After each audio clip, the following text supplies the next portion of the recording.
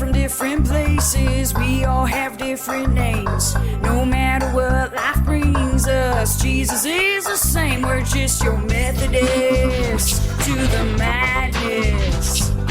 Methodist to the madness. Hi, I'm Beth. I'm Tim. I'm Jessica, and we're just your everyday Methodist to the madness. Hi, Jessica Yeah. and Tim. Oh, hi. Hey, How's Beth. it going? How you doing? Great. Hello. Weird. Awesome. Anything exciting happened for you this past week, Beth? I think I can name one thing. I pretty much did 3 weekends worth of things in one weekend. Really? So I'm exhausted. Yeah. But they were all like things for me. It was like recreational things. And I could have maybe like chosen not to do one of the things, but they were all things that I was like, nope, gotta do all of them. So That's good. Friday I went to see Avenue Q, which was hilarious. And if I could have canceled everything over the weekend and just saw that show 2 more times, I would have, but I didn't do that. Saturday I had my improv class, and then I went to Lucy's joint birthday party with her boyfriend Jeremy. Ooh. And it was at this cool bar called Guildhall Esports Bar. And so it's basically for once a dragon, always a dragon. So for all of you geeks and nerds, this is the bar for you. And Jessica's wearing a hoodie that says once a dragon, always a dragon. I think you kind of put that in there really effectively. Yeah, Beth. that was seamless. So yeah, that was cool. And I decided I wanted to take out all of the like stress of having to drive back an hour, that night. So I stayed at a motel in Burbank it was a bar in Burbank, by the way. An esports bar is what they call it. So I don't know. Ooh. I'm not hip and cool anymore. But it's fine. I had a good time.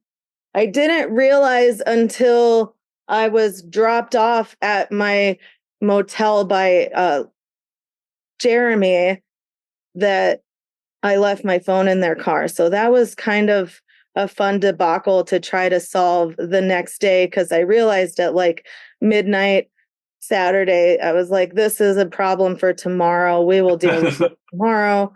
Yeah. So right. I had to go to the front desk, ask the guy at the front desk if I could borrow his phone. And then I had to call Craig, and he did not answer. And he has a Google Pixel phone. So it has like a virtual assistant. And if it's a number that it doesn't recognize, it goes through all this whole thing. And this is Craig's virtual assistant. Oh. And I was like, please state why you're calling. And I had just woken up. It was like 8 a.m. and I was like, I don't know. This is his wife. And because I know I'm not talking to a real person, but I also don't know what it's doing with that information.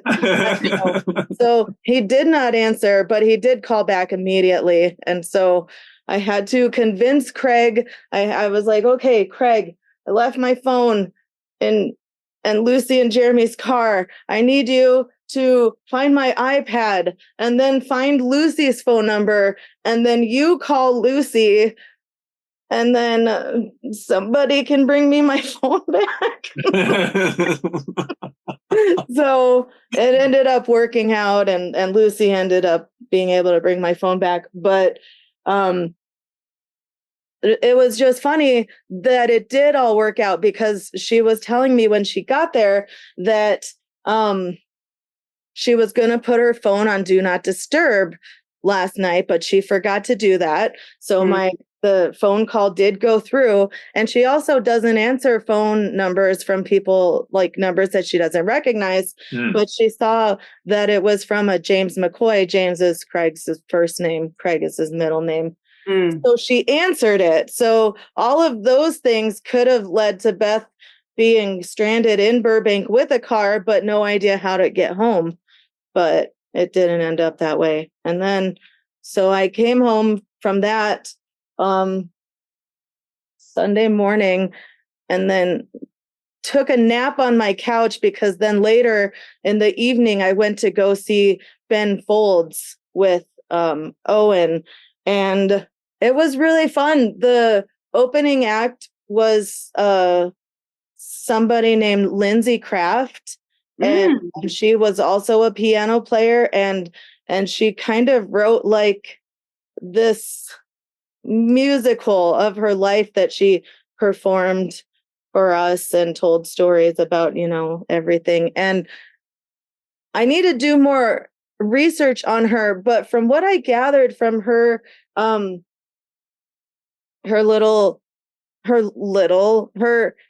her whole performance act, was that she learned how to play piano. Like she had all these songs in her head that she felt like she needed to write, but she didn't know how to play piano, and she didn't even really sing. So she, in like her 40s, like started playing the piano and took piano for 4 years. Wow. And took singing lessons to get to where she was on the stage last night. And I thought that was so cool. So that's awesome. It's never too late. No, it's not. Do you want to know something cool about Ben Folds? What's that? I think I already know, but I'm going to pretend I don't. Okay. I don't. Tim doesn't know. For Amber and I's wedding video, we have Ben Folds as our song in the wedding video. And the song is The Luckiest. It's a pretty common song for, but we had to get permission from Ben Folds.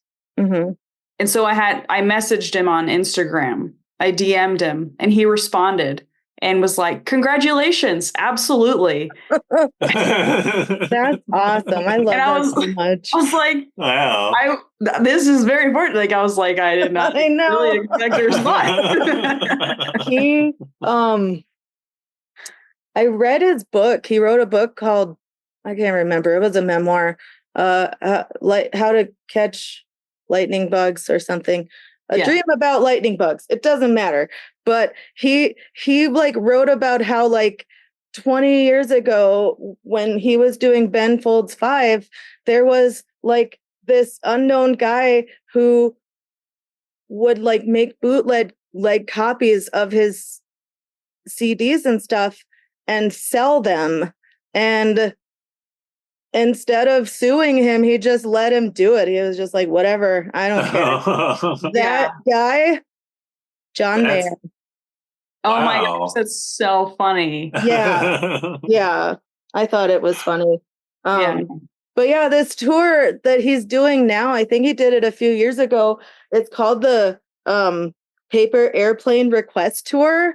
And so the first half was just him doing his own pre-planned set list. And then there was a short intermission where you could go out into the lobby, and there was just like a ton of paper, and then like tons and tons of these green pens.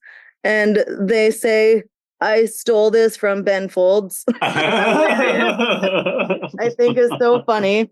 And so then you would write down like the song that you wanted to hear. And then when they gave you the go ahead, you could throw your paper airplane onto the stage. And then he would just like randomly pick up airplanes and play whatever songs that. That's amazing. Wow. Yeah. And he's always had like all of these really cool, fun ways to interact with his fans. Like back in the day, when the internet was first starting. Like he was really active on the message boards, and during the pandemic when everything shut down, he was living in Australia, but every day at like 4 p.m. here, it was like 10 a.m. in Australia. And every Saturday for like several weeks, he would log on and people would just type in the chat what songs they wanted to hear, and he would talk to us and play songs for us. So That's so cool. That's I just amazing. think that he always finds really neat and inventive ways to interact with his fans. And I think that's really cool. He didn't play the song I requested, but I'm not even sure My Paper Airplane made it onto the stage at all. But that's okay. But he did play the song that Owen requested, but we're pretty sure it wasn't his airplane that he picked up. But yeah, that was really cool. And then today I thought about going into the office because I usually go to the office on Mondays, but Miriam's in London for 2 weeks. So I just, yeah. Wow. London. I just stayed home and did nothing and texted back and forth with Miriam earlier because it was like her bedtime and drinking wine time. So don't tell anybody that Miriam drinks wine. It's Nobody listens to this podcast, right? I'm just kidding. like I don't think she. It's like grape juice wine. Yeah, it's in the Bible, so I think it's fine. Yeah, for sure. Right. Yeah. Indeed. So I'm glad she's able to be in London because I'm sure she's visiting her husband. No, this is completely unrelated. No, really? I'm just kidding. Yes, she's there visiting her husband. Oh, like, wait a minute. She was like, I don't even want to see that guy. Her birthday's in August and his birthday is in October, and they both turned 50 this year. So they wanted to have a joint birthday party. Oh. Instead, they're going to celebrate their birthdays together. Oh, that's wonderful. I would have never guessed Miriam could be 50 years old. I know. She's yeah. She's the same age as me. I mean, literally, you guys are both 34. It's crazy. Seriously. I know. Wow. I just feel like everybody, I don't know. I know that age is just a number because it is, but I feel that way about so many people, you know, like when you can get together and you don't even think about like the age gap and you can still connect. And I think it also helps that a lot of my friends are mentally 12. Yeah, absolutely. Yeah. Yeah, absolutely. I don't know. It's like that neurodivergent territory or something. We're just all children at heart and in mind. Yeah. And every which way. Yeah. Oh, that's fun. Well, that's exciting. Man, you had a really awesome week, Beth. Yeah. Really exciting events. Yeah. Tim, can you top that at all? Actually, not that way, but in a different way. Well, wait, if you have apples and oranges, you can't necessarily say one is better than the other, right? But if hers is the apple, then mine is the orange, and it was a really good orange, and I'll explain. So, not like a literal orange or anything, but it could be next episode, possibly. Yeah. So I've been reading more. And that's been like really cool. And I came to an insight that I've never come to when it comes to reading more and just reading in general. And I finally realized why it's important to learn to speed read. So basically, there's two like ways in which you can understand books. You have your reading speed and then you have your comprehension, right? So I want you to explain this really fast, by the way. So you have to speed up. Yeah. Just kidding. You're going to talk about speed reading. You have to speed talk. Yeah. We talk about speed reading. You mean like Pastor Jim, and when we put his sermons on at 2 times speed and we understand everything that he's saying? Yeah. I don't know if I could do that. No, it's not possible, you know. So No, but I know our podcast listeners might want to experiment with that now on our podcast. Like maybe set it to 2 times speed or something. Um, but yeah, so basically you have reading speed, and then you have comprehension, and your reading speed can actually be tuned, and your comprehension will adapt to whatever your reading speed is. So if your reading speed is like really slow, then your comprehension is going to be like 80% or up to 100% if you have good comprehension. But you're not going to read any faster. So I came to the conclusion that your comprehension can actually adapt to a certain reading speed. So you might as well extend your reading speed as much as you can while still like attaining some high level of comprehension. So I never understood this until I started reading more. Like the fact is, I could get as much of out of a story as I would on another given day while reading twice as fast potentially. So yeah, that was an interesting realization. And Right. the next thing is I figured out that I really didn't have like the whole picture when it came to like being in the present moment. I realized that the most important thing is to practice mindfulness, which is what everybody is kind of talking about when they're talking about meditation and stuff like that. But this time I actually looked it up on the most authoritative source possible, Wikipedia. Yes, Wikipedia. Yes.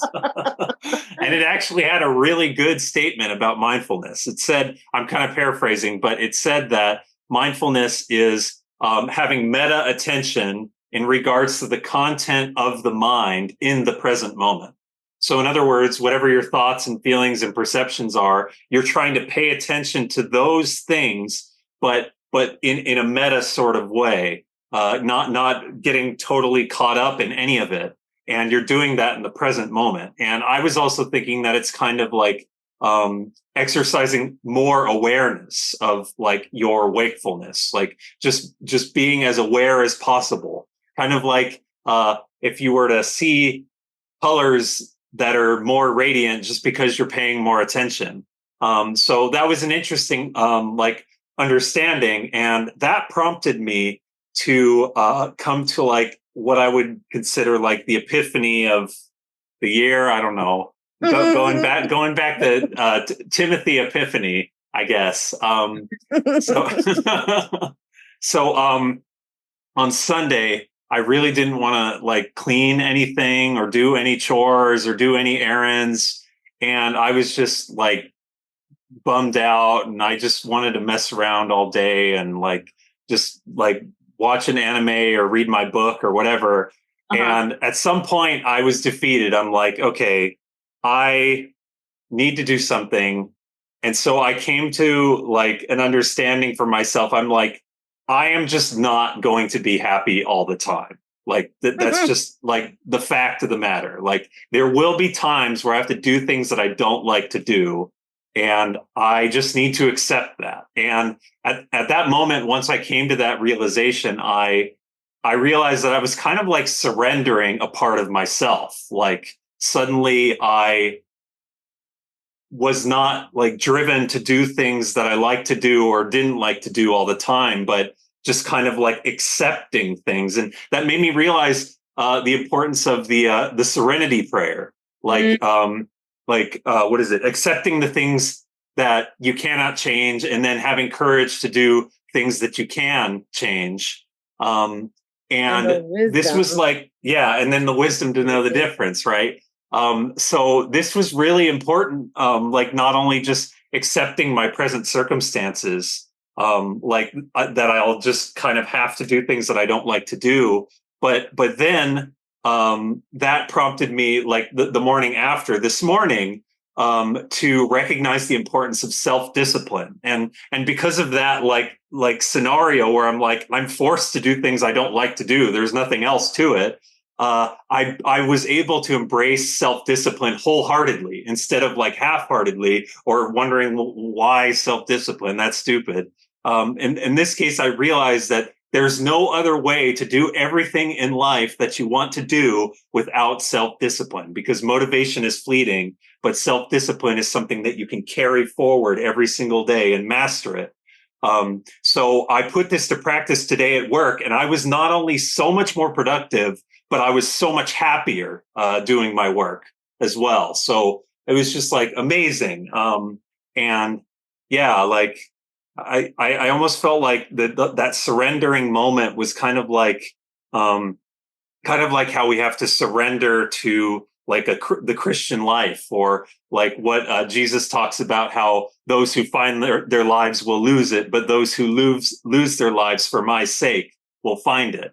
And that was the kind of insight that I felt like I had when I experienced that moment. It was like, I don't know why I never noticed that before, where we have to do things that we don't like to do. Like, I guess I just felt like it was a very cathartic moment for me to just suddenly recognize that and accept that about like my present everyday circumstances, instead of fighting it all the time. I just gave up and I surrender. It's okay that I do things that I don't like to do. I accept it.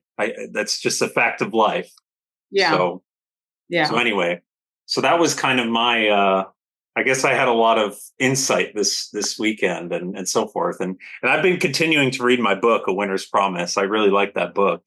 That's good. And maybe I'll try to like sort of summarize, not really summarize the book, because then it'll spoil it for anybody that's interested in reading it. But it's a really good book. And oh, by the way, this is kind of an interesting thing. So in regards to books, you can actually get a lot of free books. I don't know if I've talked about this before, like free as in like public domain kind of free, but then also there's websites that track free deals on book like actual book websites like Amazon and stuff. So like, for instance, you can go on manybooks.net, and that provides public domain books. And then Gutenberg.org has public domain books.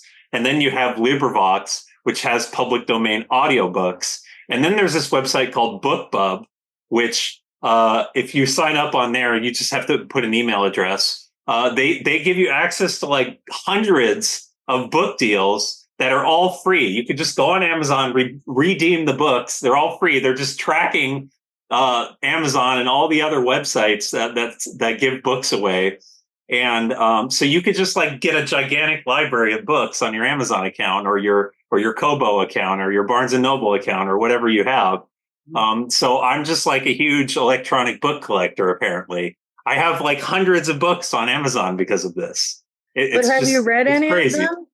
I no, but okay. I'm working on it. Okay, I was just wondering. I was considering reading this one free book I got called Firebolt. I forgot the author's name. And last point on books is after reading canon, I found out that I really liked first-person narrators. I didn't really like first-person narrators that much until after I read that. It's like a different dynamic. You have first-person, third-person. It kind of provides a different feel for books. But that's all I have. Jessica, what do you have for us? Yeah, it's been an eventful week. Oh my gosh, what have we done? Last Friday, we told the rest of our family that I'm pregnant, and that was super exciting. That is wonderful. Yeah. And then that evening we had dinner with some friends. And then on Saturday, the festivities continued at approximately 2:30 in the afternoon. On Saturday, Amber and I hung out with the Gentry family. What? It's amazing. We went there to celebrate, life, and It was so good to see them. And Julian, who's approximately 6 feet tall now. I believe it. Yeah. Liliana is about 4 feet tall, and she's 1 year old. Pastor John is only 4 feet tall, so I don't think Julian's 6 feet. Well, I don't really think Pastor John is 4 feet tall. So Cordy is about 7 feet tall. So yep. That sounds about right. Measuring in inches, 7 inches tall? No, that's still too short. Never mind. Yeah. Centimeters? But anyway, so it was really, really good to see them, to see their house. They have such a cute neighborhood. And just to kind of catch up and see how they're doing. And wow. Before we knew it, it was like 7 p.m. And we were like, we got to go. We've got animals to feed. Somehow that just happens with Pastor John and his family. I know. The time just snap, and all the time has gone by, and you're like, I just have so many fond memories now, and now I forgot about my animals. Yeah. So that was wonderful, and before we knew it, we walked away with a few baby items to add to our nursery, which is very, very exciting. We were very grateful for that. And so.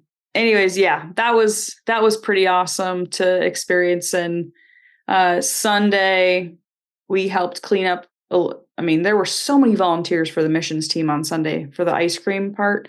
So we're like, what can we do?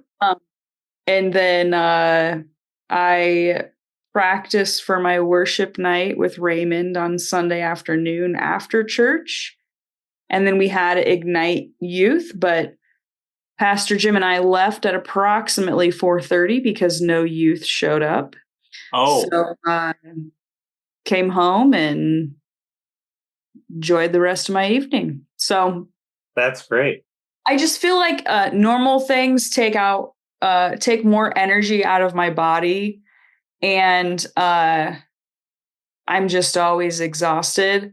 But we were talking about how fortunate we were to have all of these friendships in our life and all of these people in our lives, and how we're like, man, every weekend seems to have been packed, and we know that like the next few weekends we've got so much stuff going on, but how fortunate are we to have community and to be able to complain about friends. So yes, that's my favorite thing. That's the whole idea about my friends. Indeed. Yeah. Right. So anyways, we're feeling very fortunate. And now that we've officially announced through the interwebs of social medias and all things TickFace and Snapbook and InstaTalk, we've been we've been receiving a lot of love from family and friends and old, people that I served in the military with. Like, just people are so excited for us that we're expecting to grow our family. So it's been a pretty fun week. Yeah, exactly. And speaking of that, I'm so excited. I think Beth is so excited as well, Jessica, about your new your new offspring, basically. Bundle of joy. Yes. Very. But I wouldn't be surprised if you gave birth to a baby chicken. But I also know how baby chickens come to this earth, so you probably won't give birth to one because they're already inside of the eggs. It could either be talking that egg and chicken question. Yeah. Unless I know that chickens are egg births, and that's not how humans give birth. Even though that would be very convenient. Yeah. Maybe that would be a lot. That would be every day. That would be we would have too many people in this world.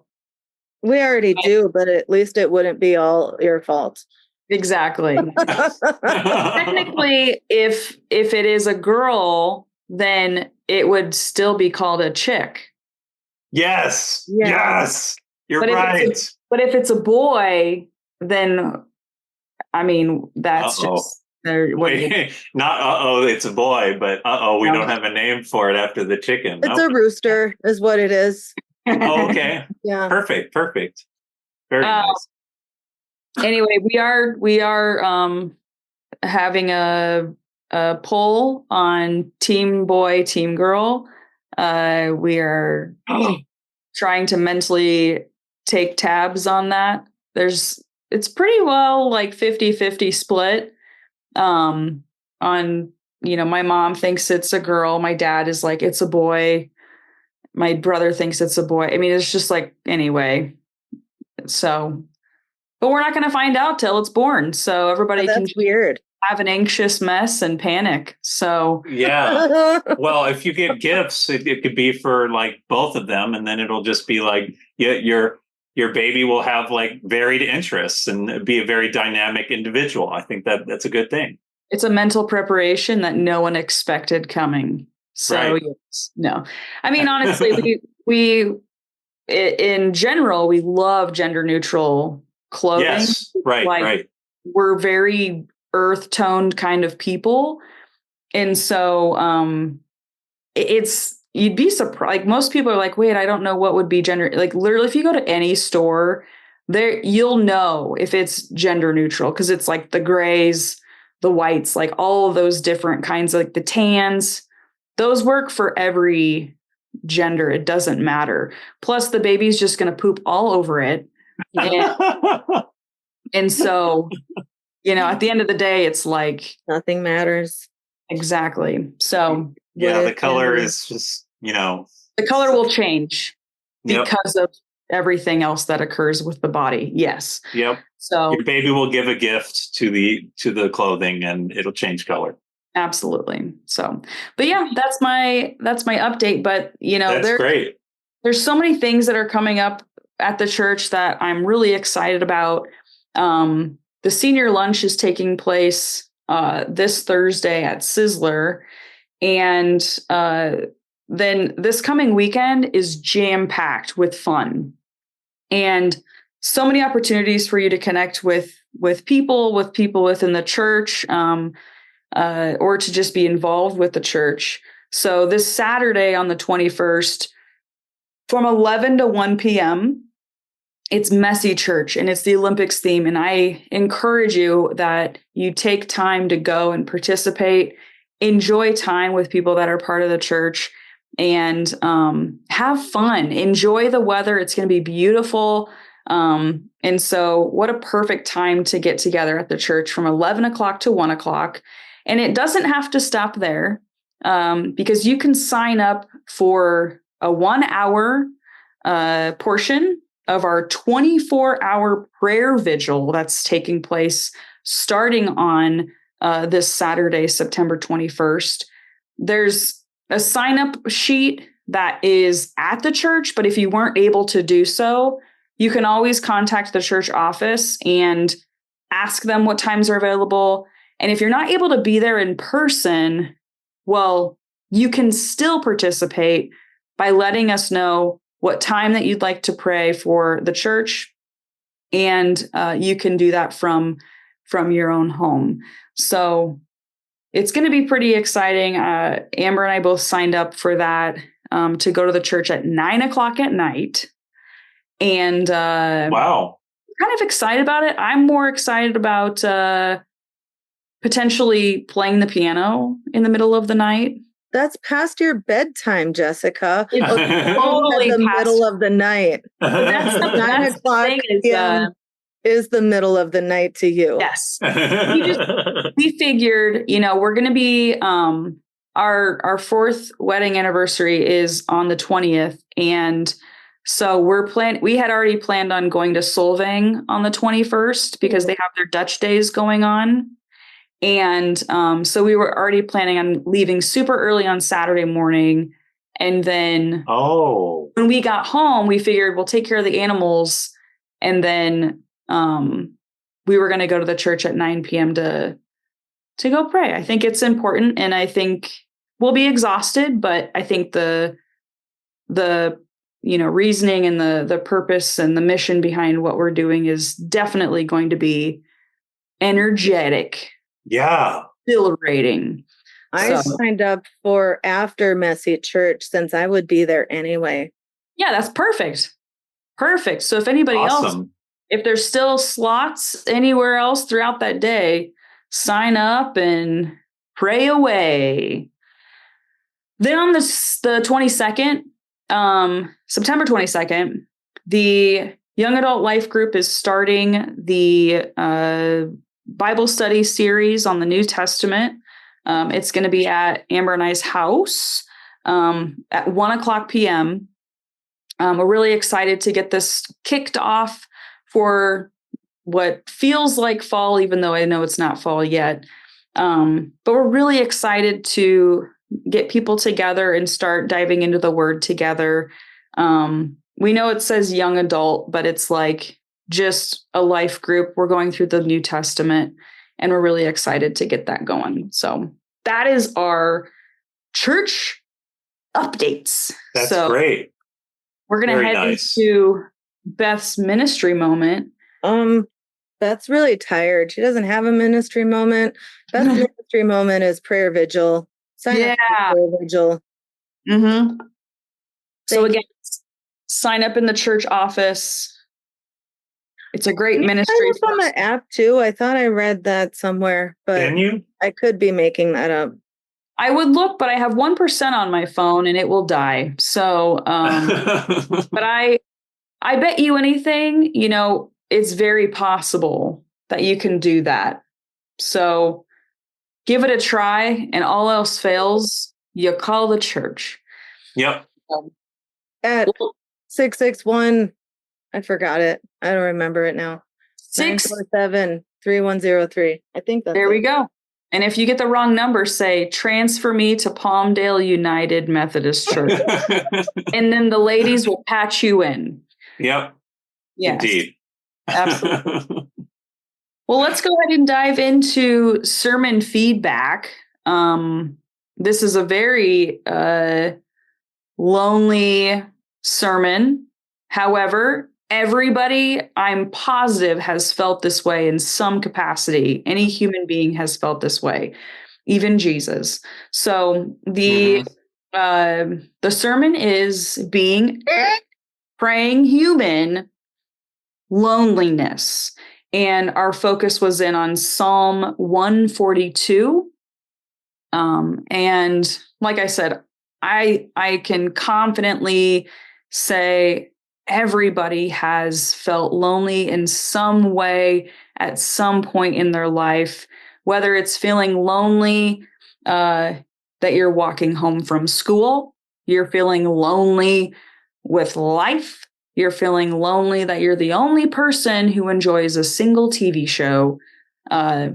There's so many different levels to loneliness that everybody's experienced, all the way into a depression, which is not talked about enough. And I think is a very real feeling. It's a very real mental state. And, this kind of goes into September with it being Suicide Awareness Month, and us, really needing to be paying attention to our friends and family and reaching out, checking in on one another. Because at the end of the day, God wants us to turn to him. He wants us to seek him in these times. So I'm curious what both of your thoughts were on this sermon. Psalm 142 is an awesome psalm out of the book of Psalms.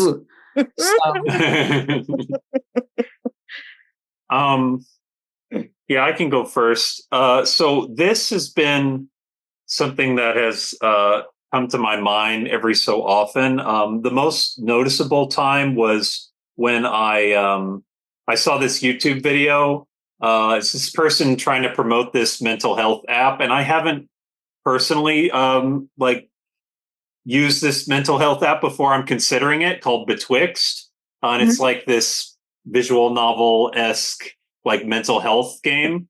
And if I end up subscribing to it, then I'll certainly mention it in the podcast. But she's like has these therapeutic videos on her YouTube channel, where she talks about loneliness in one of those videos, and she mentioned how something that can help with loneliness is a feeling of belonging, like we belong to something, maybe something larger than ourselves, like for instance, like being part of this church, or being part of another community, or like feeling part of the family, or feeling part of a friend group, or even feeling part of like whether it's a game or a movie or some other kind of fan group, I think can help us feel a little bit more of a sense of belonging. But something that really like struck me quite a bit is when Pastor Jim was talking about how detrimental loneliness is for us, and how it will like trigger depression, and it will like lower our health outcomes potentially. And I've experienced loneliness firsthand, and I think that I kind of go in spurts. I think maybe recently, the last couple of weeks or so, I've been experiencing it more often, and I've been trying to figure that out. But the most like salient experience that I had in regards to loneliness was when I had this friend that he was like at his like maybe the last few months of his life, and I was providing a lot of emotional support for him. And at the end of it, he actually committed suicide, and I couldn't really do anything about it ultimately. But he I felt really lonely in that period of time. I felt like I couldn't really talk to my friends about it, because like it's just a very unique situation. Being like emotionally supportive, like person, like as they're getting close to their like final days. And I this was when I started, yeah, just being like totally unapologetic about it. This is when I started like contemplating like the idea like, do people as adults have like imaginary friends? And that's when I found out about tulpomancy and how there's like a big community online about it and stuff. And so then that helped me feel a little bit less lonely when I couldn't reach out to any of my real life friends. So for anybody that's interested, like tulpomancy is a legitimate like way to help with mental health. It's kind of like a meditation practice, basically, like communicating with like a person that you've sort of created in your imagination. And it's kind of similar to like if you were to read a fiction book or something, like having a character like that. And so it's a useful tool to like combat loneliness potentially. But like speaking from the friend standpoint, that's one thing, but also reaching out to your friends is so important. Especially like checking in, like Jessica was saying, like checking in on each other.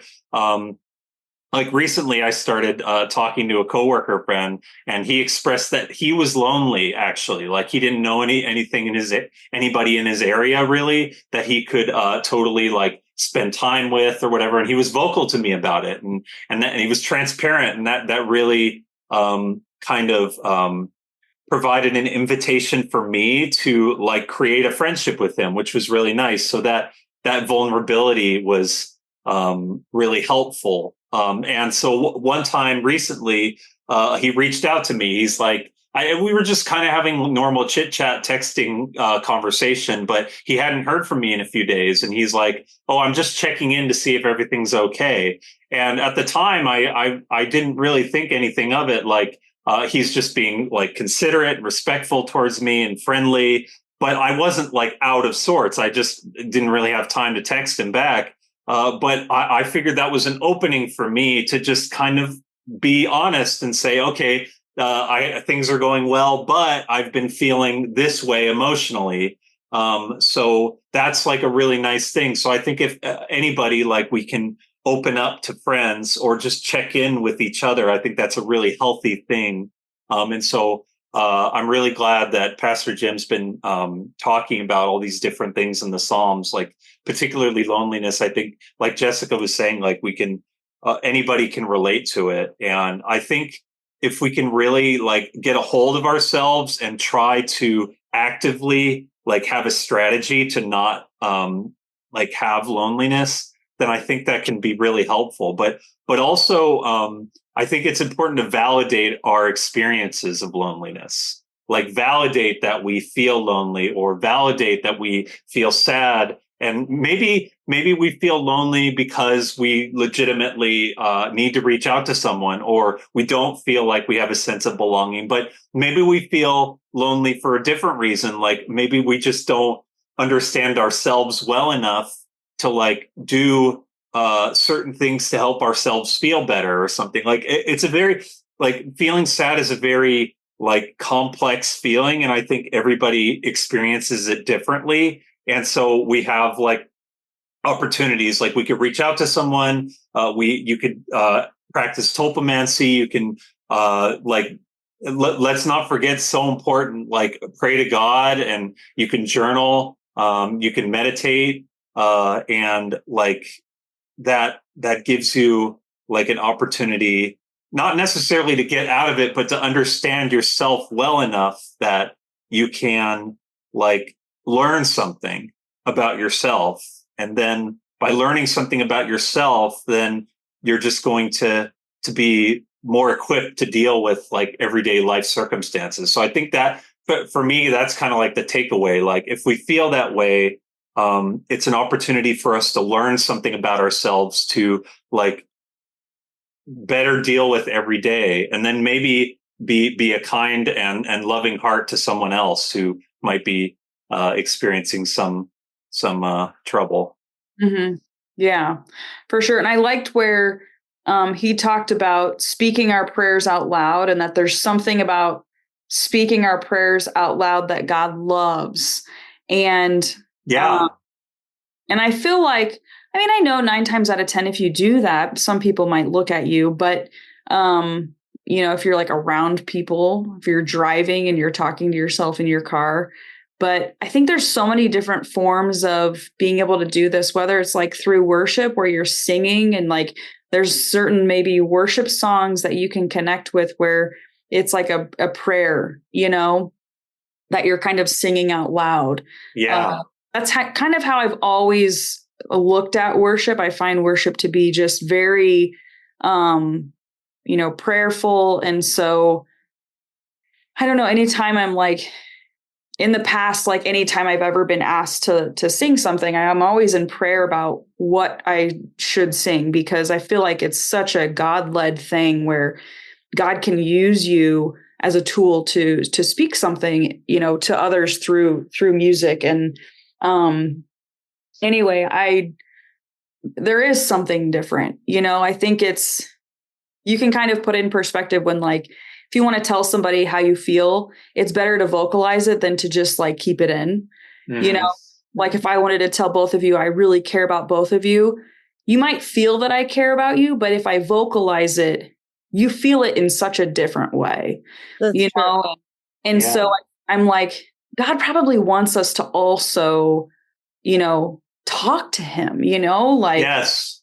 can you imagine being like, if you're like in heaven and you're like just sitting there in the silence and people are like closing their eyes and kneeling by their bed, and, the stereotypical folding their hands, kneeling by their bed and praying, and it's like silent. And that's like how God has to translate our minds versus, anyways, weird perspective, but this is where my life is. So no, that's a really good, no, that's actually a really good point. Like create like an actual, like conversational, like not for lack of a better word, style with God, like actually have that like sense of like talking to God, kind of like in the Psalms, like particularly like in the Psalms, but like feeling like there's no barriers, just like dissolve all the barriers and talk to God, and like he's a friend in that can provide help in your time of need, or like a family member or someone that we love. He's all of those things. So that's great. Yeah. I mean, there's been times where like I've had a conversation with God out loud, like in my car, and I end up providing an answer to myself talking out loud. And like, it's just this weird situation. I'm like, and if I ever like recorded myself, I would definitely be on the 6th floor, but but But it's all with the intentions of connecting with God in that way. So Beth, what about you though? So I think I've talked about this before, but there's a Jason Mraz song about loneliness, and it's called The Irony of Loneliness. Mhm. And basically he sings about how the irony of loneliness is how we feel it at the same time. Yeah. Wow. And Yeah. and then there's another line that gives me chills every time I hear it. The comedy of tragedy is that it makes you feel alive. Yeah. Yeah. Right. Anyway, and he has another song that is called, I think it's either, I think it's called If You Think You've Seen It All. And it goes, if you think you've seen it all, stick around. And I might have read this on the podcast, but it's such a beautiful line. Is that enough? Did it do it? Yep. I just typed in gibberish and And it I worked. typos, and I was like, that's got to be enough, right? Okay. So it goes, let us boldly go where only those with open hearts can go, where words aren't spoken and time is golden and love's blindfolding us with hope. I That's really awesome. like that. I really just like the imagery of imagining love blindfolding us with hope. And Yeah. I just think that's so cool.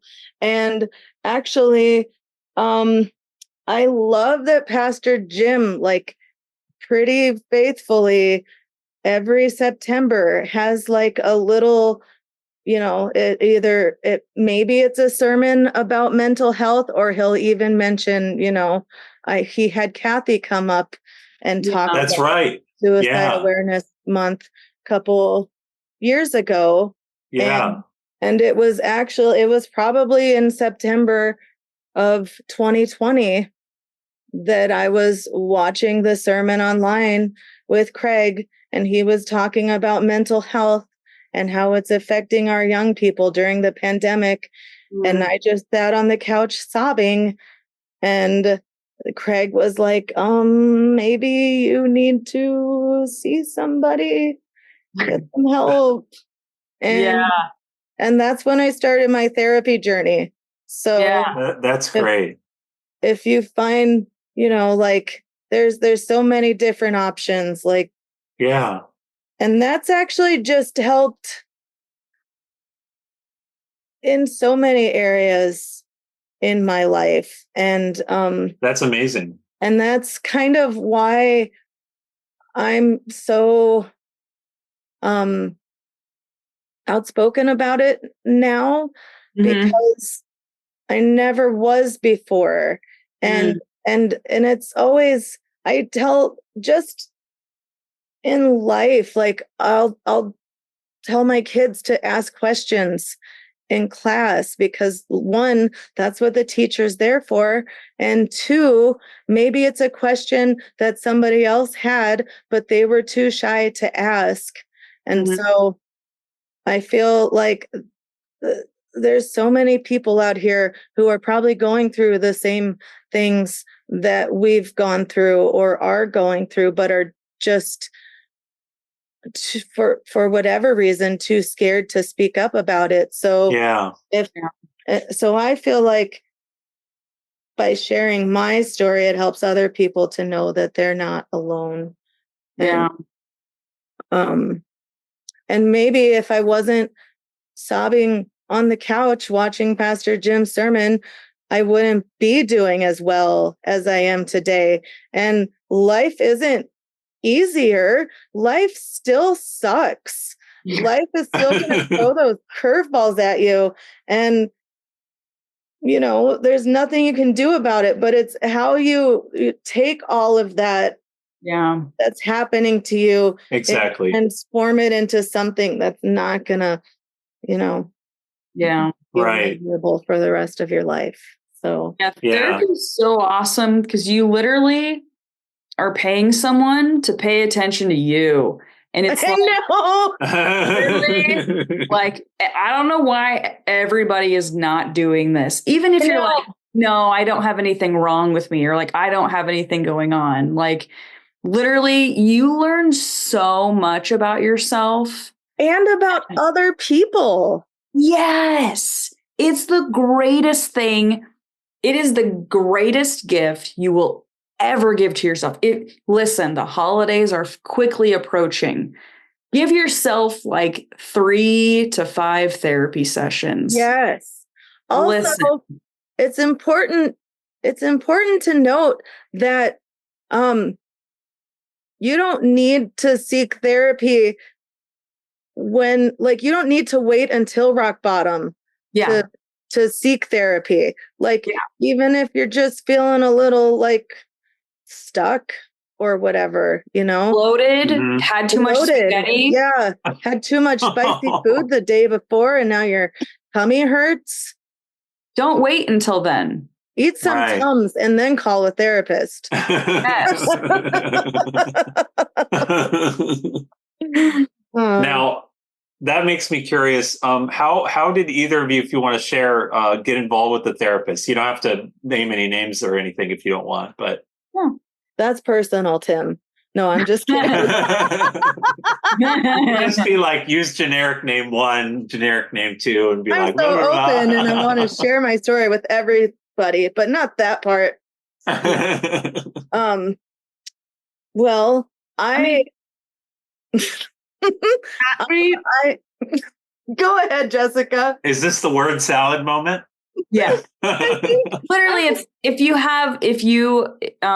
have health insurance, like through work or anything, that's, I think, the easiest like path, because literally all you do is message your doctor or call your doctor and say, I would like therapy. And they go, cool, really? I'll get you set up. And then they will connect you with the mental health department and they will schedule your appointment.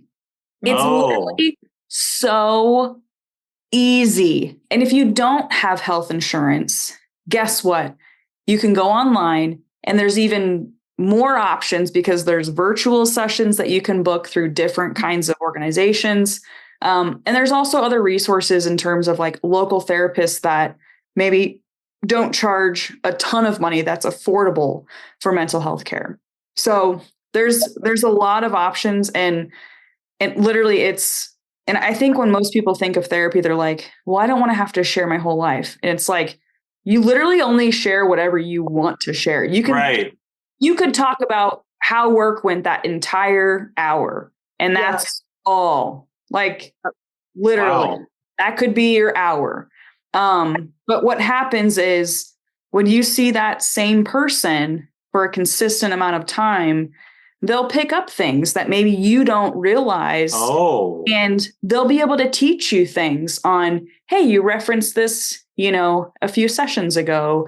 Do you think that maybe like, it's interesting. And I think it's a wonderful thing that, if we could ever have somebody share another perspective on how we could improve our lives, in a way that is good for our mental health, sign up.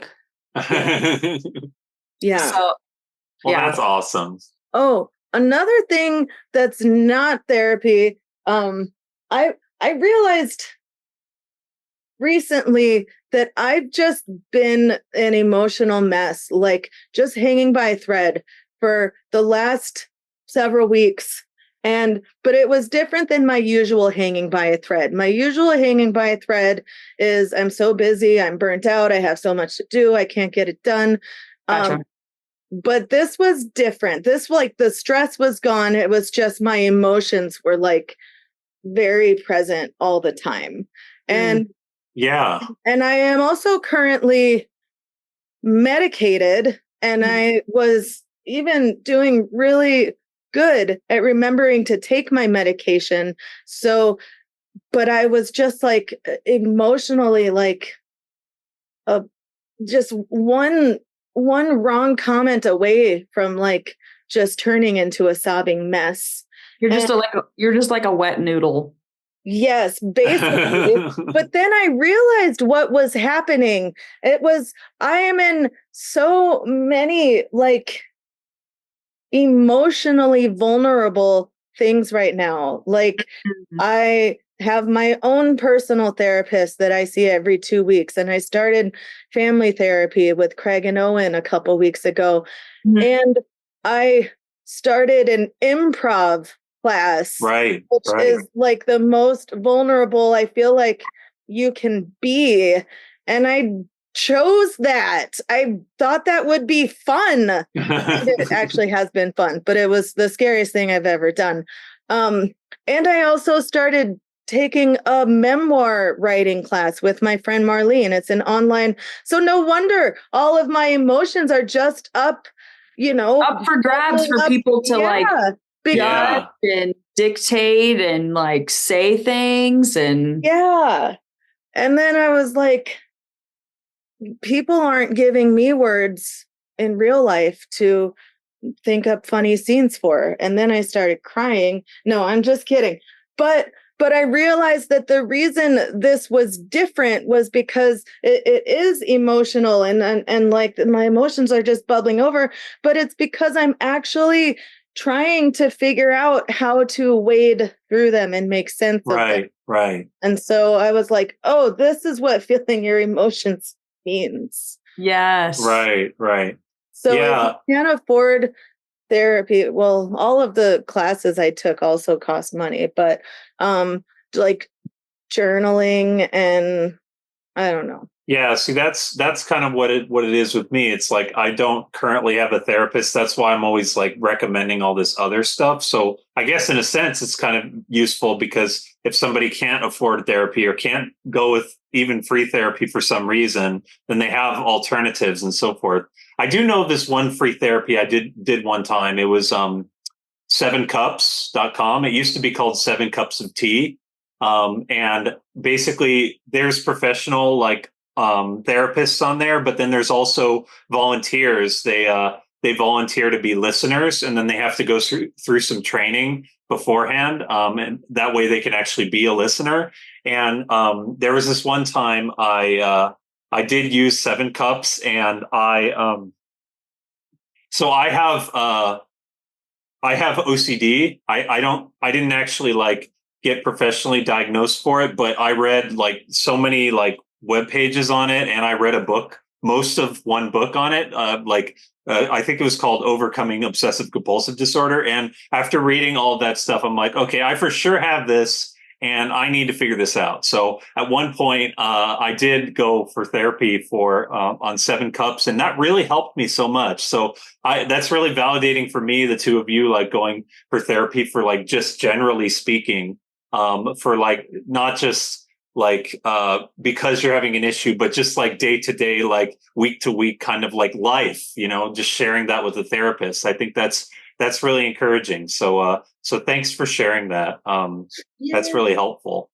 And go ahead. I was just going to say, I thought of another idea.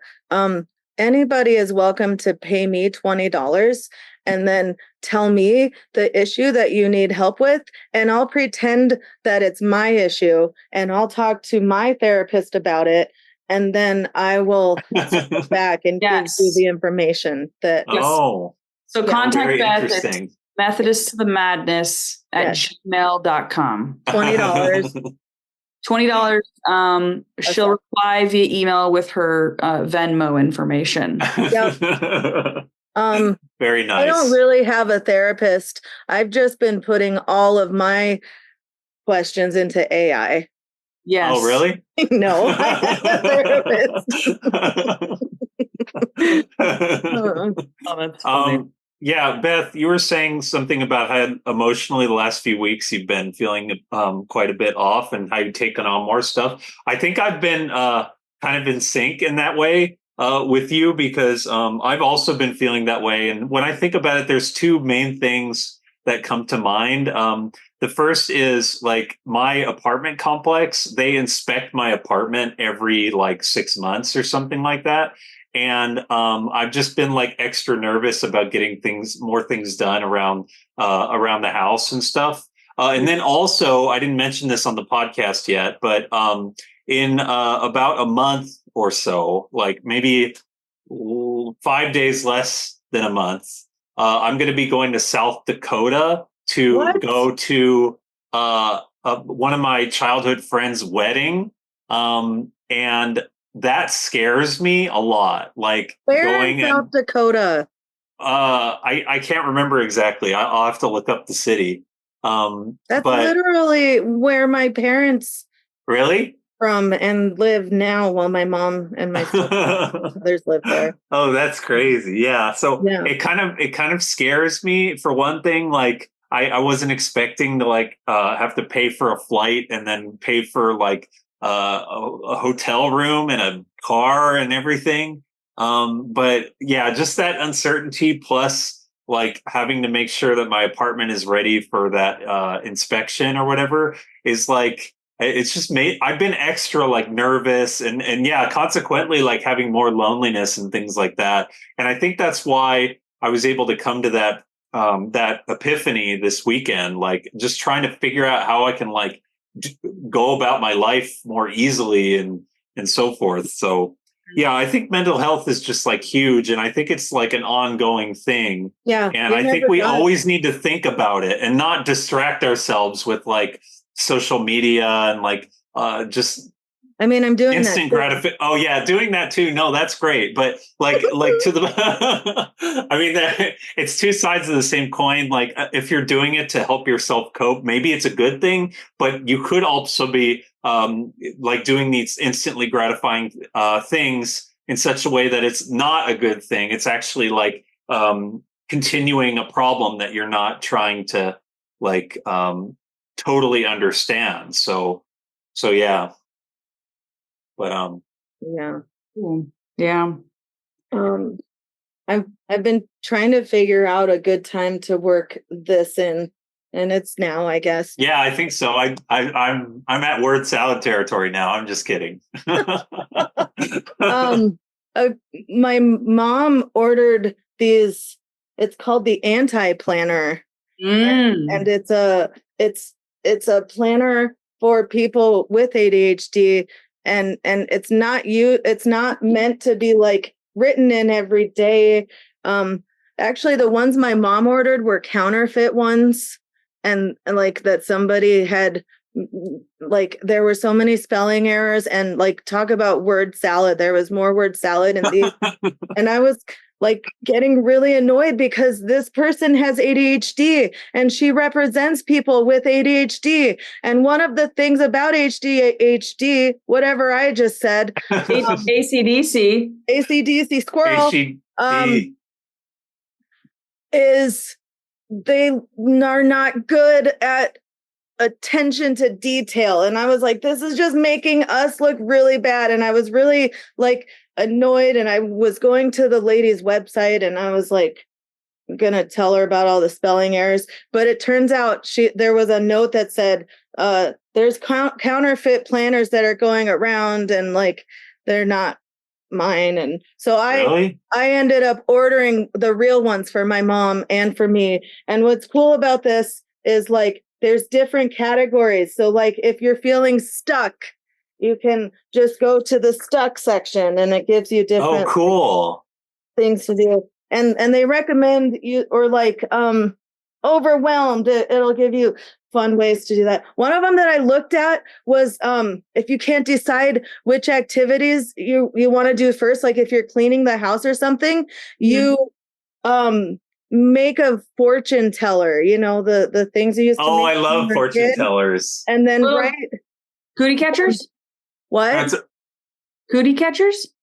It's one of those like paper things that it kind of looks like a dream catchers, like an animal or something. Dream catchers? I thought we called them. I'm gonna a dream catcher or a fortune teller.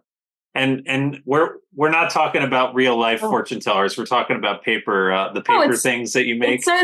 It says paper fortune teller, but if you type in cootie catcher, it's the same thing. Maybe it was just what we said in my. Did you say dream catcher or cootie catcher?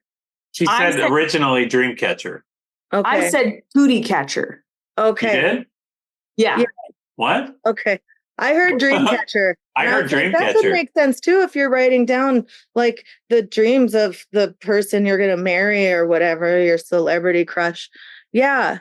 Oh, So- cool. Yeah, so you basically write down all the tasks on each little fold in your dream catcher, and then I don't know if you have someone else pick the numbers or if you pick the numbers, but you can decide at random. Like it has like lots of fun ways to do it. So I'm excited to give it a try.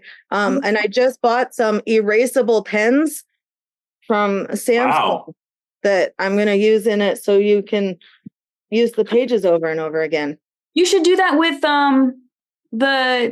the children's ministry first like Sunday. Oh yeah. What? That's neat. You could teach them how to make those, and you could like feel it like feeling worried, and then you could write down a Bible verse for like that references how to get through it. Yeah, that's a really good idea. It'd be so fun. Yeah, I wonder if there's something like that already. Probably. Yeah. I'm hoping there is, because I don't want to do a lot of work right now. But if there isn't, that would be a fun thing for me to do. Yeah. Work. Right. Because it would, in terms of like cost of making it, it would literally just be paper. So like, how much is one sheet of paper? How much? Approximately 0.07 cents. Okay. Great. I don't want to do math. We don't math in this Methodist. We don't math in this Methodist. Methodists don't math.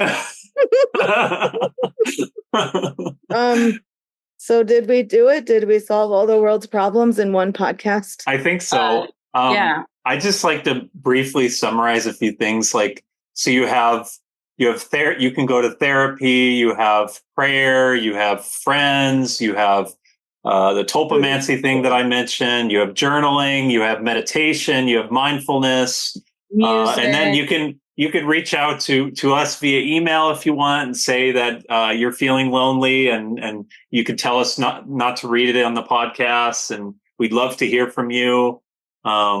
So yeah, there's lots of things, but at the end of the day, you're not alone. You belong to something. Mm-hmm. You belong to PUMC, or you belong to other groups, and just try to understand yourself. And I think that there's a light at the end of the tunnel, so to speak. And there's always Grey's Anatomy. Yeah. Yeah. Well, let's kick it off to prayer requests. So, Tim, do you have some prayer requests for this next week? Yeah, I'm going to do something a little bit different, and I'm going to read the Serenity Prayer in its entirety, because I don't even know, like, I haven't even been familiar with the whole entire thing. But so I think it would really help me in this time where I'm trying to practice self-discipline and be okay with things. So I'll go ahead and start. God, grant me the serenity to accept the things I cannot change, courage to change the things I can, and wisdom to know the difference. Living one day at a time, enjoying one moment at a time, accepting hardships as the pathway to peace, taking as he did this sinful world as it is, not as I would have it, trusting that he will make all things right if I surrender to his will, that I may be reasonably happy in this life and supremely happy with him forever in the next. Amen. Love it. Thanks for sharing that with us. Yeah. Thank you. Bethany. It sounds like I'm saying Bethany, but I'm not. Bethany? Yes, Bethany. Beth, any prayer requests? I just heard prairie quests. Prairie quests. Ooh, that sounds like a fantasy game. It's called Bethany Prayer Requests. That's my new video game that I'm gonna put out, and it's gonna be awesome. I would love some merchandise on that, actually. Okay. Bethany Okay, prayer requests. That's gonna be a shirt. Yes. I'll write that down. So Anyway, cool. I think I would just like to say a prayer for people who might be experiencing loneliness or mental health issues. So just a prayer that they know that they're not alone and that they can always reach out to me and Yeah. just me, nobody else. So just a prayer for the lonely people and that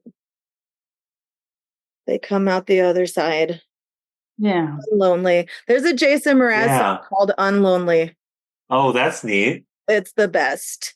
I just use this podcast to plug all of Jason Mraz's songs. Hey, that's all good. Hey, I talked about Canon for 3 episodes straight, Beth. So you got me on Jason Mraz. What? Can we actually just also pray for Jason Mraz? Thank you. Yeah. Yes. What about you, Jessica? Well, that's a nice prayer, Beth. Thanks for that. Thank you. Yeah. The Jason Mraz one, right? Just kidding. Yes. I think just prayers, for my pregnancy and that I'm able to continue taking care of myself so that I can do whatever I can to make sure that the baby's healthy and especially because I wasn't sure if I was going to share this, but I'm going to just because I can always use prayers. But I ended up having like a minor kidney infection last week, and my kidney was like in so much pain. So I had to go into the doctor for a shot. Oh, wow. Actual antibiotic shot. Doesn't hurt the baby. And I guess it is more common than I realized that some women have to go through their pregnancy with just taking antibiotics throughout. And so I was like nervous because I'm like, oh my gosh, my child's going to end up with like 7 legs, and then Amber's going to figure out how to chase it. And no, not really, but it is common. And so I think just prayers that I can continue taking in all of my fluids and that I can just feel 1,000% better. My kidney inflammation goes down. Yeah. But I just also wanted to make awareness with it that it is common. So for anybody else who might be experiencing pregnancy and you're like, what? Just know it's okay. You're not alone. Right. Exactly. Yeah. Your baby is in the womb so they don't get lonely. Yes. Yes. That is really good. Yes. That's good. So yeah, I hope you have a speedy and painless recovery on that, Jessica. Thank you, Tim. I appreciate that. But that's it for my prayer requests. So it's been wonderful not feeling alone tonight and being able to talk with both of you and be vulnerable together. And even though Beth has tapped out on her vulnerability chart, it's